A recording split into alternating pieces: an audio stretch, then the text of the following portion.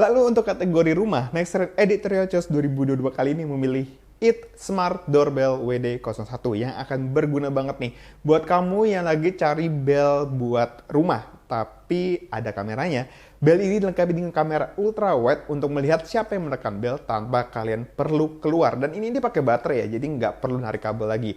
Dengan mikrofon, bel ini juga berfungsi sebagai intercom untuk bisa berinteraksi dengan penekan belnya. Namun bedanya, It Smart Doorbell WD01 ini nggak perlu pakai alat khusus, cuma pakai HP melalui aplikasi It Smart App. Jadi, bel ini memungkinkan komunikasi dua arah, bahkan kalau kamu lagi di luar rumah, keluar kota, atau bahkan keluar negeri selama kamu tersambung dengan internet.